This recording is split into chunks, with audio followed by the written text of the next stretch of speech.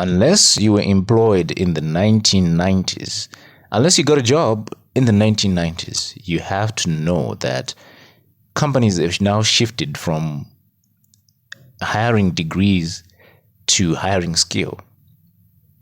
It is now known that skill is now valued more than degrees, and so it should, because we don't pay you for the paper, we pay you for the service. If the service is poor, we're going to pay you bad. We're going to pay you poorly. We're going to pay you little. But if the service is good, if the service is of high quality, we are going to pay you well. This is something that college kids need to learn before getting into college and after, or actually during college. They need to know this, because a lot of people, a lot of college kids, they aim for these high A grades. We're talking A pluses. I'm not saying they're wrong. I'm not saying it's bad. What I'm saying is, do not make that the goal, because companies are not going to pay you just because you have a degree. And this is the reason why we have a lot of people with degrees but unemployed. It is because people did not go for the skill itself. People went for the paper. People went for the degree. And when you apply for the job, the only thing you have is the paper. The only thing you have is your master's or your bachelor's or your PhD. And those things are not really, yes, they're okay. Well, to be honest, if you don't have the skill set that your degree is describing, there's no need for us to hire you or pay you. We don't have to pay you. Why should we hire you? Why should we pay you? Because, look, a company is a business. And a business, for it to remain a business, there has to be profit. We have to be making profit. We cannot say we are in business if we are constantly making losses. If we are constantly losing money, we cannot call it a business. It is charity work. So we hire people with the skill sets we want in order to provide a service or a product that we want to give to the people. If you do not have the skill set, we are not going to hire you. It's that simple.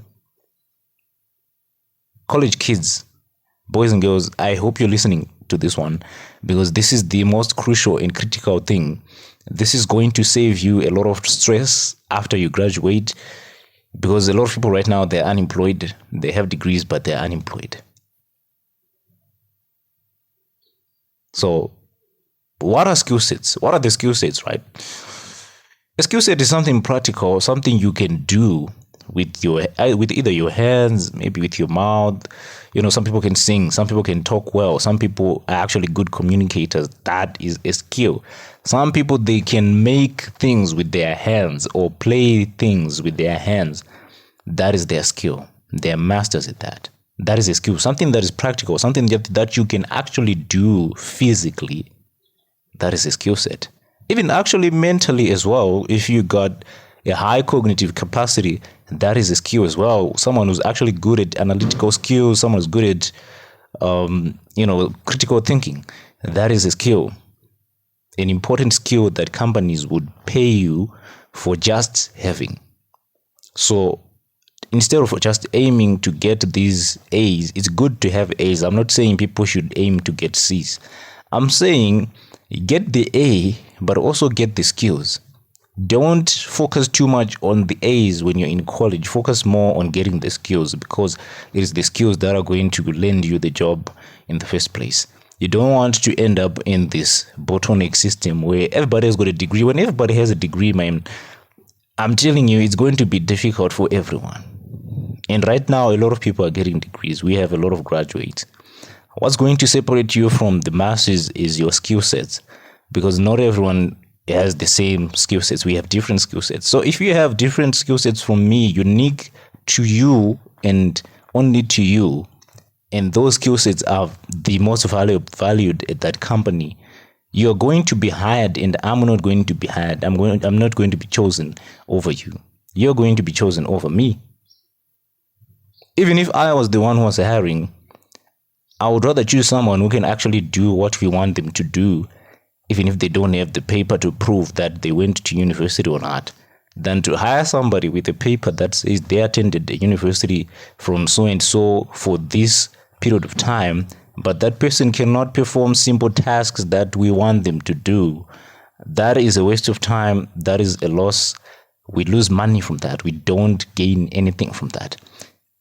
Mind you, I'm talking from a business perspective as a recruiter or as someone who's actually, next year we will be taking in somebody. There will be a spot for assistant that will be coming up. I don't know if I should be saying this on the podcast or not, but so be it. Whoever has this first wins the prize. And if you guys come in your numbers, we can just do an interview. I'll be able to tell who's fit for the job and who's not. So when it comes to that, I know I'm going to be paying you money, and that money is coming from me. I wouldn't want to lose money. I wouldn't want to pay someone to do something and they not do it, or they do it poorly. That is not something that I would want. I would want to hire someone who can do a job close to the same level that I do that job. Or at least somewhere, or even exceed me. I wouldn't mind if you're actually better than me at doing it. I wouldn't mind, because that would mean that I won't have to come to work. That would mean that all I have to do is go and sleep.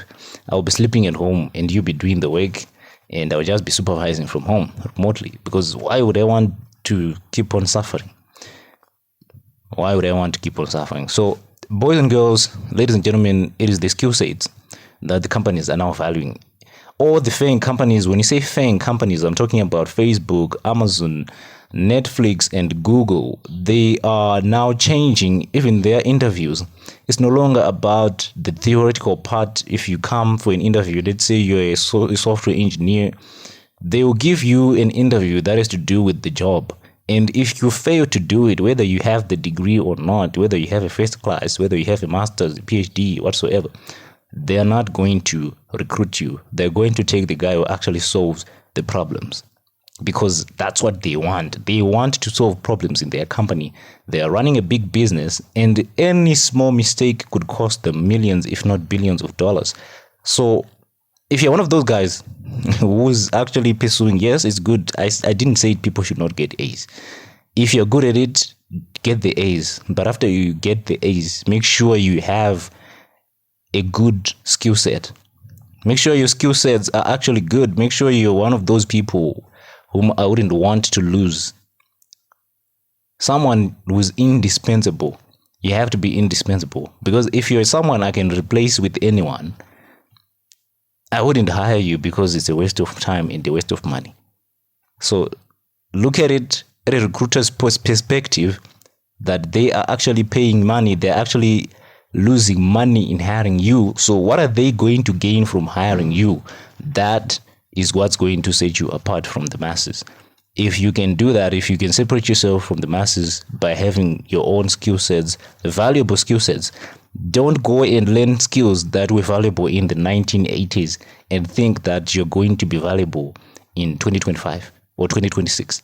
It's not going to be true. It's not going to happen. Okay? You have to be learning skills that are related to today's marketplace. If you're good at it, you can even try and predict which skill sets are going to be valuable in the next 5 years, and you start working on them right now. Have projects, have things that you have done, have your resume packed up, and keep on updating it.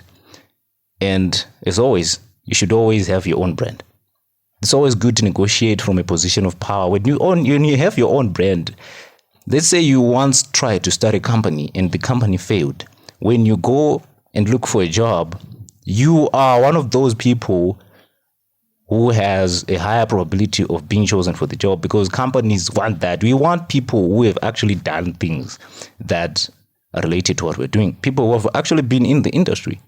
That's what we want. Even if you failed, we know that you have tried, so we will hire you. So be out there, do the work, get the skills, sharpen the skills that you have. If it is public speaking, if you're good at communication, keep on practicing. If you're good at software development, keep on developing apps, keep on developing websites, keep on doing what you're doing, improving every single day, updating your resume, because that's what's going to set you apart from the masses. A lot of people have like a whole, what do I even call it? A library of certificates, library of sets. And they can't even perform 25% of the skills listed on those sets. They only have the sets. So don't be that person. Be the person who actually has the skills. Be the person who does what they say or what their certificates say they can do. And I promise you, you will land that job. Hope, ladies and gentlemen, this was of great use and helpful to you to bring your dreams to reality. As always, this is the My Dreams Reality Podcasts, and I'm your host, Alvin. I'll be seeing you guys next time. I'm out.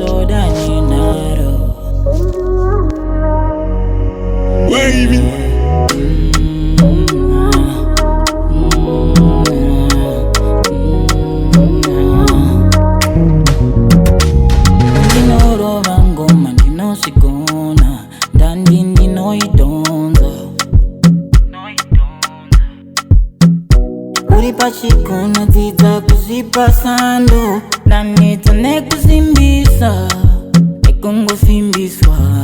Yeah. You say you know me, but you don't know my story. When no see it, I say you go.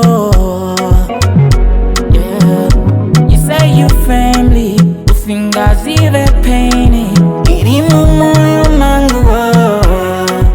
Yeah. Mundi siye Pay mugana, zinundi no sidao. Mundi siyo, di pay mugana, zinundi no sidao. Kana zehundo, zinundi no sidao. Kana kunyarara, zinundi no sidao. Kana zehundo, zinundi no sidao. Zinundi no sidao.